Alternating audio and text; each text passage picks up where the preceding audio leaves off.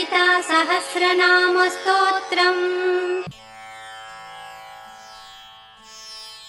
अरुणां करुणातरङ्गिताक्षीं धृतपाशाङ्कुश पुष्पबाणचापाम् अणिमादिभिरावृतां मयूखैः अहमित्येव विभावये भवानी।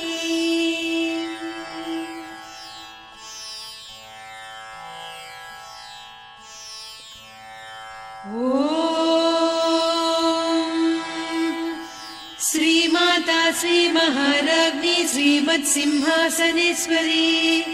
चिदग्निकुण्डसम्भूता देवकार्यसमुद्यता उद्यद्भानुसहस्राभा चतुर्बाहुसमन्विता रागस्वरूपपासाढ्या क्रोधाकाराङ्कुशोज्ज्वला मनोरूपेक्षु कोदण्डा पञ्चतन्मात्रसायका निजारुणप्रभापूरमज्जद्ब्रह्माण्डमण्डल चम्पकाशोकपुन्नागसौगन्धिकलसत्कचा कुरुविन्दमणिश्रेणी कनत्कोटीरमण्डिता अष्टमी चन्द्रविभ्राजदलिकस्थलशोभिता मुखचन्द्रकळङ्काभमृगनाभिविशेषका वदनस्मरमाङ्गल्यगृहतोरणचिल्लिका वक्त्रलक्ष्मी परिवाह चलन्मीनाभलोचना नवचम्पकपुष्पाभनासा दण्डविराजिता ताराकान्तितिरस्कारिनासाभरणभासुरा कदम्बमञ्जरी क्लुप्तकर्णपूरमनोहरा ताटङ्कयुगलीभूततपनोडुपमण्डला पद्मरागशिरादर्श परिभाविकपोलभूः नवविद्रुमबिम्बश्रीन्यक्कारिरदनच्छदा शुद्धविद्याङ्कुराकार द्विजपङ्क्तिद्वयोज्ज्वला कर्पूरवीटिकामोदसमाकर्षि दिगन्तरा निजसल्लापमाधुर्यविनिर्भर्त्सितकच्छपि मन्दस्मितप्रभापूरमज्जत्कामेशमानसा अनाकलितसादृश्य चिबुकश्रीविराजिता कामेशबद्धमाङ्गल्यसूत्रशोभितकन्धरा कनकाङ्गदकेयूरकमनीयभुजान्विता रत्नग्रैवेयचिन्ताकलोलमुक्ता फलान्विता कामेश्वरप्रेमरत्नमणिप्रतिपणस्तनी नाभ्यालवालरोमालिलता फलकुचत्वयी लक्ष्यरोमलताधारकासमुन्नेय मध्यमा स्तनभारदलन्मध्यपट्टबन्धवळित्रया अरुणारुणकौसुम्भवस्त्रभास्वत्कटीतटी रत्नकिङ्किणिकारम्यरसनादामभूषिता कामेशज्ञातसौभाग्यमार्दवोरुद्वयान्विता माणिक्यमकुटाकारजानुद्वय विराजिता इन्द्रगोपपरिक्षिप्तस्मरतूणाभजङ्घिका गूढगुल्फा कूर्मपृष्ठजयिष्णुप्रपदान्विता नखदीधिति सञ्छन्ननमज्जनतमो गुणा पदद्वयप्रभाजालपराकृतसरोरुहा सिञ्जानमणिमञ्जीरमण्डितश्रीपदाम्बुजा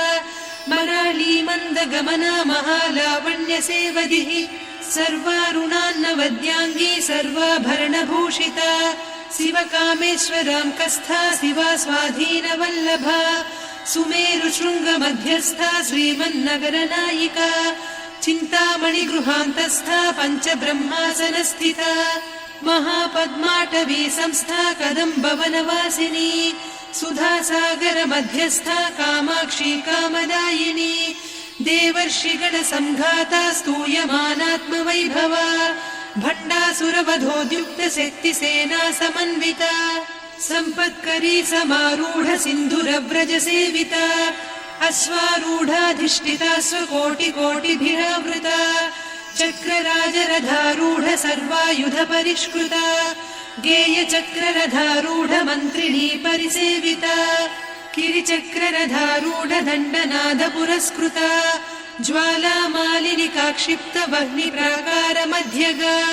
भण्डसैन्यवधोद्युक्तशक्तिविक्रमहर्षिता नित्या पराक्रमाटोपनिरीक्षण समुत्सुका भण्डपुत्रवधोद्युक्त बाला विक्रमनन्दिता मन्त्रिण्यम्बा विरचित विषङ्गवधतोषिता विशुक्रप्राणहरण वाराही वीर्यनन्दिता कामेश्वर मुखालोककल्पित श्रीगणेश्वर महागणेश निर्भिन्न विघ्नयन्त्र प्रहर्षिता भण्डासुरेन्द्र निर्मुक्त शस्त्र प्रत्यस्त्रवर्षिणी कराङ्गुलिनखोत्पन्न नारायण दशाकृतिः महापाशुपतास्त्राग्नि निर्दग्धासुरसैनिका कामेश्वरास्त्र निर्दग्ध सभण्डासुरशून्यका ब्रह्मोपेन्द्र महेन्द्रादिदेव संस्तुत वैभवा हरनेत्राग्नि सन्दग्ध काम सञ्जीवनौषधिः श्रीमद्वाग्भवकूटैक स्वरूप मुख पङ्कजा कण्ठाधः कटिपर्यन्त मध्यकूट स्वरूपिणी शक्तिकूटैकतापन्न कट्यधोभागधारिणी मूलमन्त्रात्मिका मूलकूटत्रय कळेबरा कुलामृतैकरसिका कुलसङ्केतपालिनी कुलाङ्गना कुलान्तस्था कौलिनी कुलयोगिनी अकुला समयान्तस्था समयाचार तत्परा मूलाधारैकनिलया ब्रह्मग्रन्थि विभेदिनी मणिपूरान्तरुदिता विष्णुग्रन्थि विभेदिनी आज्ञाचक्रान्तराळस्था रुद्रग्रन्थि विभेदिनी सहस्राराम्बुजारूढा सुधासाराभिवर्षिणी तटिल्लता समरुचिः षट्चक्रोपरि संस्थिता महाशक्तिः कुण्डलिनी बिसतन्तु तनीयसी भवानी भावनागम्या भवारण्यकुठारिका भद्रप्रिया भद्रमूर्तिर्भक्त सौभाग्यदायिनी भक्तिप्रिया भक्तिगम्या भक्तिवस्या भयापहा शाम्भवी शारदाराध्या सर्वाणि सर्वदायिनी शाङ्करी श्रीकरी साध्वी शरच्चन्द्रनिभानना शातोदरी शान्तिमती निराधारा निरञ्जना निर्लेपा निर्मला नित्या निराकारा निराकुला निर्गुणा निष्कला शान्ता निष्कामा निरुपप्लवा नित्यमुक्ता निर्विकारा निष्प्रपञ्चा निराश्रया नित्यशुद्धा नित्यबुद्धा निरवद्या निरन्तरा निष्कारणा निष्कलङ्का निरुपाधिर्निरीश्वरा नीरागारागमधनी निर्मदा मदनासिनी निश्चिन्ता निरहङ्कारा निर्मोहा मोहनासिनी निर्ममा ममता हन्त्री निष्पापा पापनासिनी निष्क्रोधा क्रोधशमनी निर्लोभा लोभनासिनी निस्संशया संशयघ्नी निर्भवा भवनासिनी निर्विकल्पा निराबाधा निर्भेदा भेदनासिनी निर्नाशा मृत्युमधनी निष्क्रिया निष्परिग्रहा निस्तुला निरचिकुला निरपाया निरत्यया दुर्लभा दुर्गमा दुर्गा दुःखहन्त्री सुखप्रदा दुष्टदूरा दुराचार शमनी दोषवर्जिता सर्वज्ञा सान्द्र करुणा समानाधिकवर्जिता सर्वशक्तिमयी सर्वमङ्गला सद्गतिप्रदा सर्वेश्वरी सर्वमयी सर्वमन्त्रस्वरूपिणी सर्वयन्त्रात्मिका सर्वतन्त्ररूपा मनोन्मनी माहेश्वरी महादेवी महालक्ष्मी मृडप्रिया महारूपा महापूज्या महापातकनाशिनी महामाया महासत्त्वा महाशक्तिर्महारतिः महाभोगा महेश्वर्या महावीर्या महाबला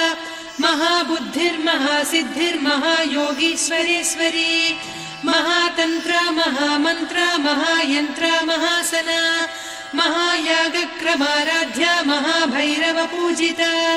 महेश्वर महाकल्प महाताण्डव साक्षिणी महाकामेश महिषी महात्रिपुरसुन्दरी चतुष्षष्ट्युपचाराढ्या चतुष्षष्टिकलामयी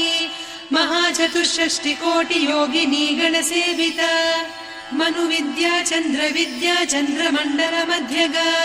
चारुरूपा चारुहासा चारुचन्द्रकलाधरा चराचर जगन्नाथा चक्रराजनिकेतना पार्वती पद्मनयना पद्मरागसमप्रभा पञ्चप्रेतासनासीना पञ्चब्रह्मस्वरूपिणी चिन्मयी परमानन्दा विज्ञानघनरूपिणी ध्यानध्यातृध्येयरूपा धर्मा धर्मविवर्जिता विश्वरूपा जागरिणी स्वपन्ती तैजसात्मिका सुप्ता प्राज्ञात्मिका तुर्या सर्वावस्था विवर्जिता सृष्टिकर्त्री ब्रह्मरूपा गोप्त्री गोविन्दरूपिणी संहारिणी रुद्ररूपा तिरोधानकरीश्वरी सदा शिवानुग्रहदा पञ्चकृत्यपरायणा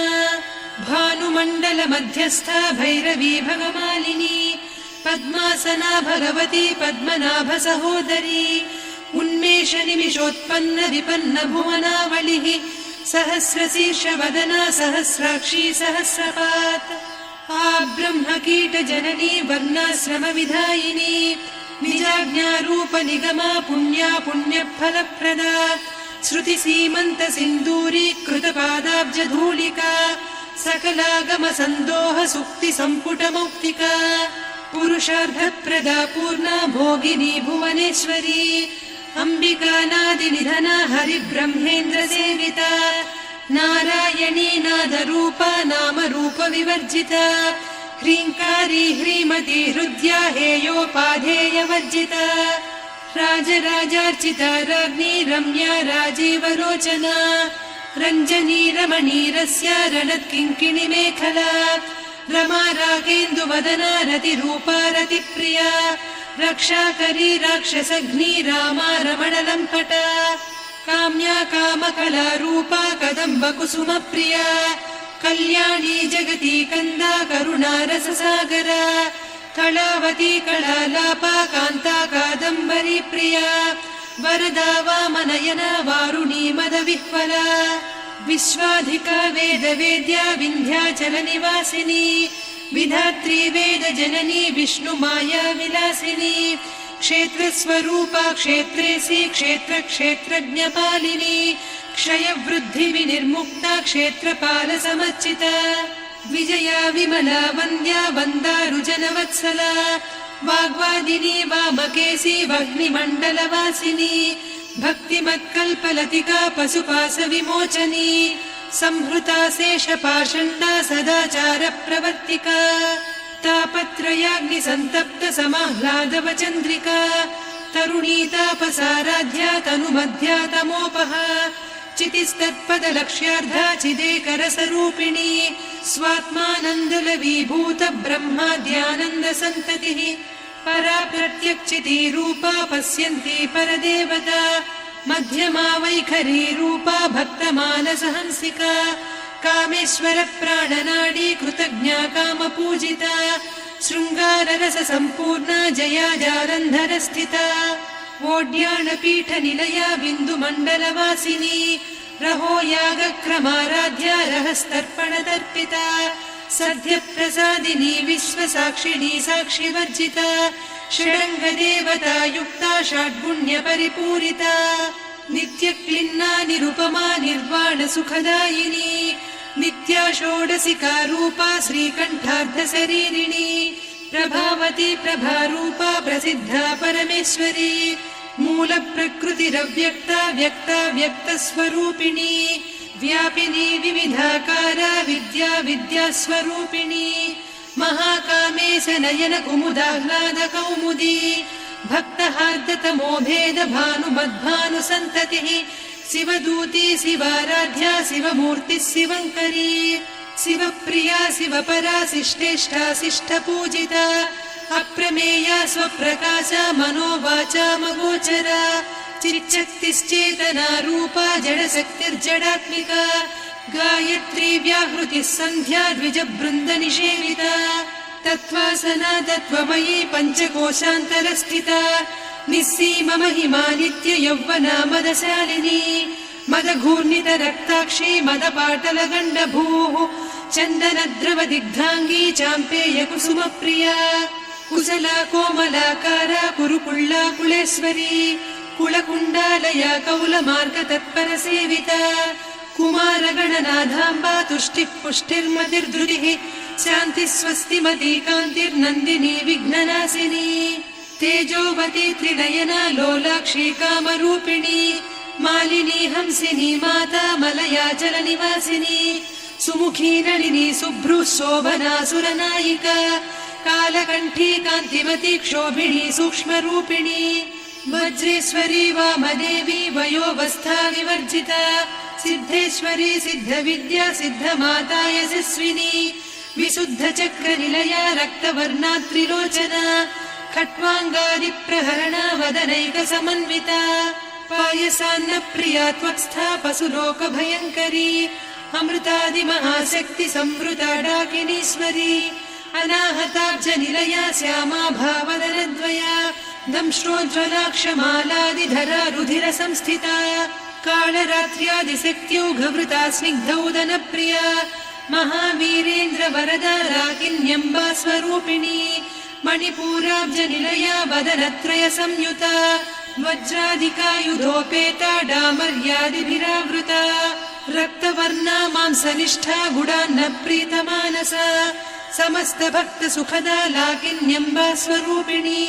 स्वाधिष्ठानाम्बुजगदा चतुर्वक्त्रमनोहरा शूलाद्यायुधसम्पन्ना पीतवर्णातिगर्विता मेदोनिष्ठा मधुप्रीता बन्दिन्यादिसमन्विता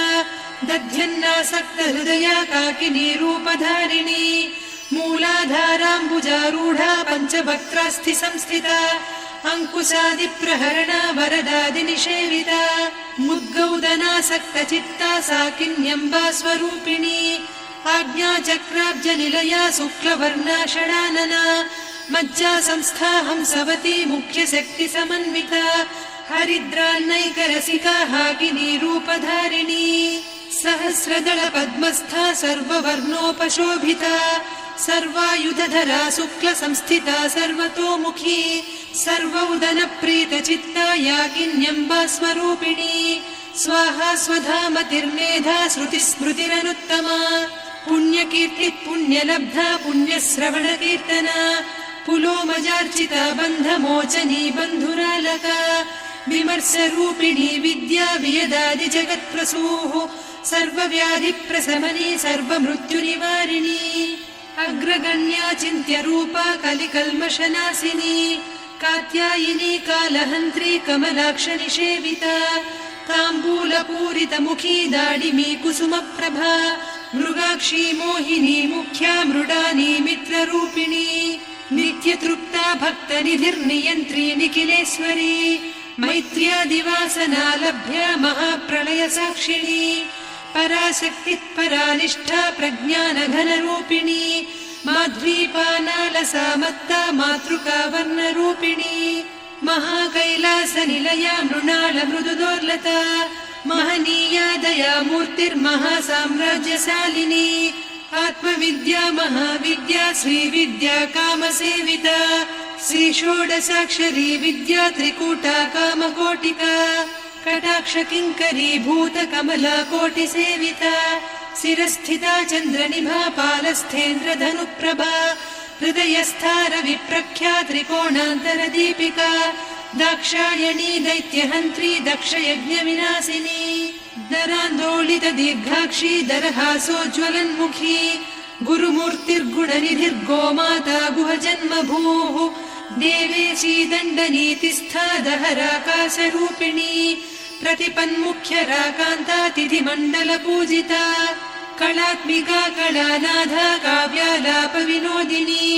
सचामररमावाणी सव्यदक्षिणसेविता आदिशक्तिरमेयात्मा परमा पावनाकृतिः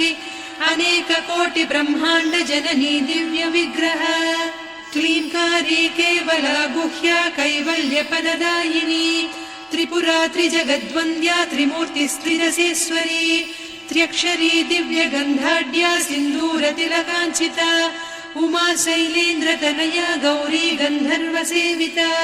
विश्वगर्भा स्वर्णगर्भा वरदा वागधीश्वरी ध्यानगम्या परिच्छेद्या ज्ञानदा ज्ञानविग्रहा सर्ववेदान्तसंवेद्या सत्यानन्दस्वरूपिणी लोपामुद्रार्चिता लीला क्लुप्तब्रह्माण्डमण्डला अदृश्यादृश्यरहिता विज्ञात्री वेद्यवर्जिता योगिनी योगदा योग्या योगानन्दा युगन्धरा इच्छाशक्ति ज्ञानशक्ति क्रियाशक्ति स्वरूपिणी सर्वाधारा सुप्रतिष्ठा सदसद्रूपधारिणी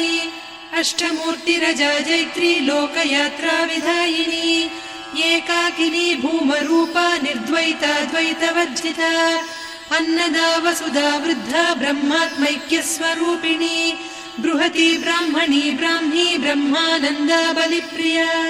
भाषारूपा बृहत्सेना भावा भावविवर्जिता सुखाराध्या शुभकरी शोभना सुलभा गतिः राजराजेश्वरी राज्यदायिनी राज्यवल्लभा राजत्कृपा राजपीठ निवेशित निजाश्रिता राज्यलक्ष्मी कोसनाधा चतुरङ्गबलेश्वरी साम्राज्यदायिनी सत्यसन्धा सागरमेखला दीक्षिता दैत्यशमनी सर्वलोकवशङ्करी सर्वार्धदात्री सावित्री सच्चिदानन्दरूपिणी देशकाला परिच्छिन्ना सर्वगा सर्वमोहिनी सरस्वती शास्त्रमयी गुहाम्बा गुह्यरूपिणी सर्वोपाधिविनिर्मुक्ता सदा शिवपतिव्रता सम्प्रदायेश्वरी साध्वी गुरुमण्डलरूपिणी कुलोत्तीर्णा भगाराध्या माया मधुमतीमही गणाम्बा गुह्यकाराध्या कोमलाङ्गी गुरुप्रिया स्वतन्त्रा सर्वतन्त्रेसी दक्षिणामूर्तिरूपिणी सनकादिसमाराध्या शिवज्ञानप्रदायिनी चित्कलानन्दकलिका प्रेमरूपा प्रियङ्करी नामपारायणप्रीता नन्दिविद्यानटेश्वरी मिथ्या जगदधिष्ठाना मुक्तिदा मुक्तिरूपिणी लास्यप्रिया लयकरी लज्जारम्भादिवन्दिता भवदा वसुधा वृष्टिः पापारण्यदवानला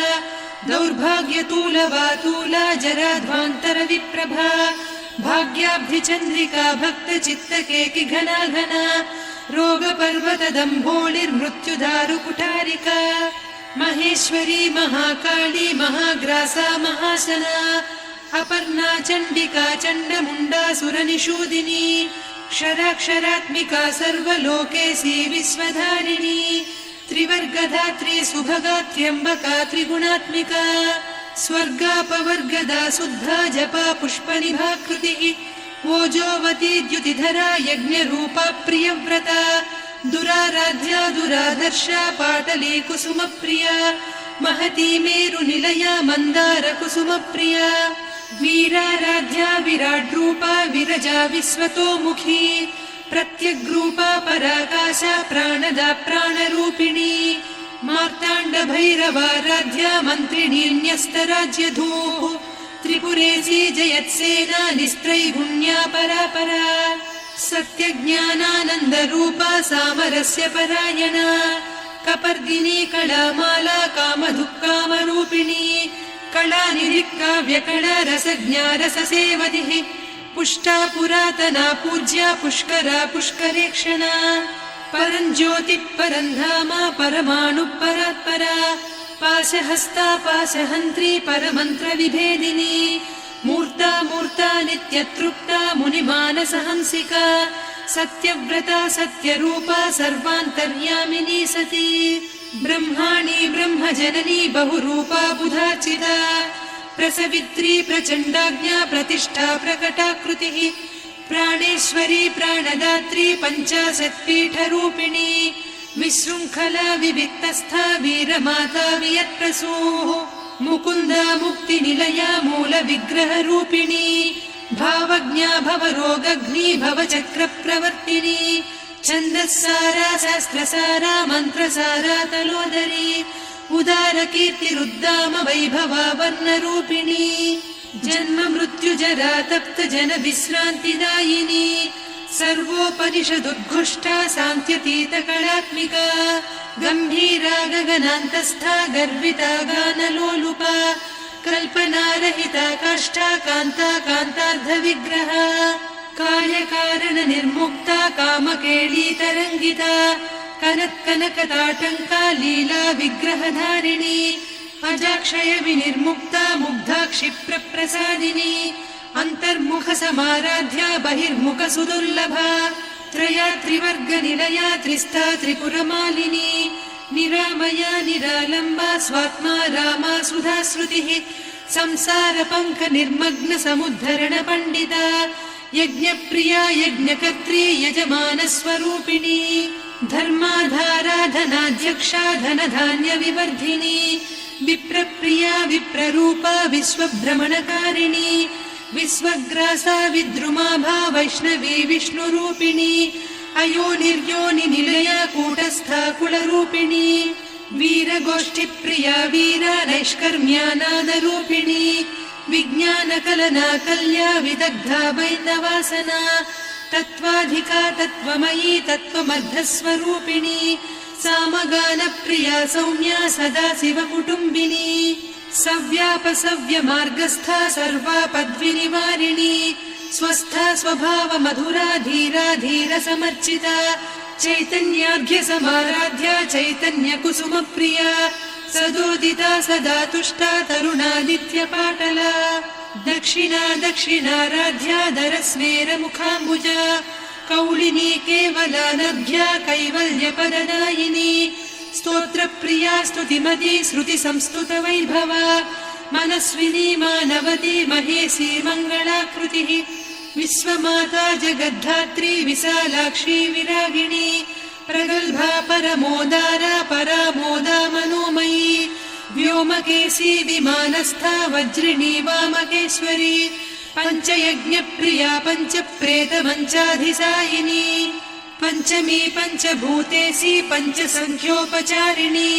शाश्वती शाश्वतैश्वर्या शर्मदा शम्भुमोहिनी धराधरसुता धन्या धर्मिणी धर्मवर्धिनी लोकातीता गुणातीता सर्वातीता शमात्मिका बन्धूककुसुमप्रख्या बाला लीला विनोदिनी सुमङ्गली सुखकरी सुवेशाढ्या सुवासिनी सुवासिन्यर्चनप्रीता शोभना शुद्धमानसा बिन्दुतर्पणसन्तुष्टा पूर्वजा त्रिपुराम्बिका दशमुद्रा समाराध्या त्रिपुरा श्रीवशङ्करी ज्ञानमुद्रा ज्ञानगम्या ज्ञानज्ञेयस्वरूपिणी योनिमुद्रा त्रिखण्डेशी त्रिगुणाम्बा त्रिकोणगा अनघाद्भुतचारित्रा वाञ्छितार्थप्रदायिनी अभ्यासातिशयज्ञाता षडध्वातीतरूपिणी अव्याजकरुणामूर्तिरज्ञानध्वान्तदीपिका आबालगोपविदिता सर्वानुल्लङ्घ्य शासना श्रीचक्रराजनिलया श्रीमत्त्रिपुरसुन्दरी श्रीशिवा शिवशक्त्यैकरूपिणी ललिताम्बिका एवं श्रीललिता देव्या नाम्नां साहस्रकं जगुः इति श्रीब्रह्माण्डपुराणे श्रीललिता सहस्रनामस्तोत्रम् सम्पूर्णम्।